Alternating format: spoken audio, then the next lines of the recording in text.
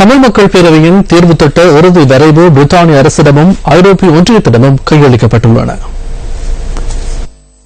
ஐரோப்பிய ஒன்றியத்தின் அரசியல் விவகார பொறுப்பாளர் பால் கொட்வியரிடம் தீர்வு திட்ட வரைவு கையளிக்கப்பட்டதாக தமிழ் மக்கள் பேரவை விடுத்துள்ள அறிக்கையில் தெரிவிக்கப்பட்டுள்ளது. அத்துடன் பிரித்தானிய தூதுவராலயத்தின் அரசியல் பொறுப்பாளர் டேனியல் பெயிண்டரிடம் தமிழ் மக்கள் பேரவையின் தீர்வு திட்ட இறுதி வரைவு இன்று கையளிக்கப்பட்டுள்ளது. தீர்வு திட்ட வரைவை கையளித்ததன் பின்னர் குறித்த அமைப்புகளின் ராஜதந்திரிகளுடன் கலந்துரையாடலில் ஈடுபட்டுள்ளனர். தமிழ் மக்கள் தமது தீர்வாக எதனை எதிர்பார்க்கின்றனர் என்பதை தீர்க்கமான திட்டமாக உருவாக்க எவரும் முன்வராத நிலையில் தமிழ் மக்கள் பேரவை அந்த தீர்வு திட்டத்தை தயாரித்துள்ளதாக இந்த சந்திப்பின் போது ராஜதந்திரிகளிடம் எடுத்துரைக்கப்பட்டுள்ளது. மேலும் தமிழ் மக்களின் இழப்பை எவரும் கண்டுகொள்ளாமையினாலும் தொடர்ந்தும் ஏமாற்றப்பட்டு வரும் சந்தர்ப்பத்தில் மக்களுடன் கலந்துரையாடி அவர்களுக்கு தேவையான தீர்வு திட்டத்தை தமிழ் மக்கள் பேரவை தயாரித்துள்ளதாகவும் பேரவையின் உறுப்பினர்கள் குறிப்பிட்டுள்ளனர். இந்த தீர்வு திட்டத்தை சர்வதேசத்திடம் சமர்ப்பித்து அதனை முழுமையாக பெற்றுத்தரும் பட்சத்திலேயே தமிழ் மக்கள் சுய கௌரவத்துடனும் சம உரிமையுடனும் வாழ முடியும் என்பதையும் பேரவையின் உறுப்பினர்கள் எடுத்துரைத்ததாக தமிழ் மக்கள் பேரவையினால் விடுக்கப்பட்டுள்ள அறிக்கையில் குறிப்பிடப்பட்டுள்ளது.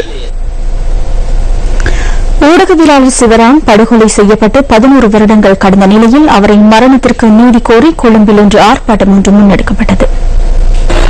ஊடகவியலாளர் சிவராம் கொலை செய்யப்பட்டமை தொடர்பில் எவரும் கைது செய்யப்படாமைக்கு கண்டனம் தெரிவித்து இந்த ஆர்ப்பாட்டம் முன்னெடுக்கப்பட்டது. கொழும்பு கோட்டை ரயில் நிலையத்திற்கு முன்பாக இந்த ஆர்ப்பாட்டம் முன்னெடுக்கப்பட்டது. ஊடகவியலாளர்களுக்கு கிடைக்க வேண்டிய நீதி வழங்கப்படும், ஊடகவியலாளர்கள் மீதான தாக்குதல்களுடன் தொடர்புடைய குற்றவாளிகள் தண்டிக்கப்படுவார்கள் என தற்போதைய அரசாங்கம் வாக்குறுதிகள் வழங்கியிருந்தாலும் இதுவரை அதற்கான எந்த நடவடிக்கைகளும் மேற்கொள்ளப்படவில்லை என ஆர்ப்பாட்டத்தில் ஈடுபட்டவர்கள் குறிப்பிட்டுள்ளனர்.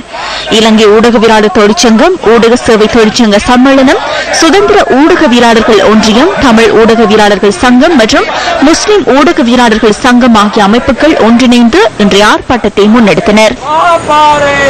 Those who want to kill journalists are assured of a climate of impunity.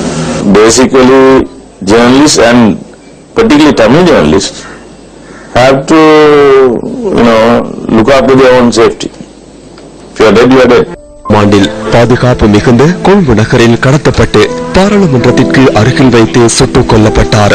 1959 August 11 கிழக்கு மட்டக்களப்பில் பிறந்த சிவராம் தராக்கி என்ற பெயரில் தி ஐலண்ட் ஆங்கில பத்திரிகையில் 1989 தன் முதல் கட்டுரையை எழுதினார். அரசியல், போரியல், பாதுகாப்பு சார்ந்த அவரது கட்டுரைகள் உள்நாட்டில் மாத்திரமன்றி உலகளவிலும் பரவலாக வாசிக்கப்பட்டன.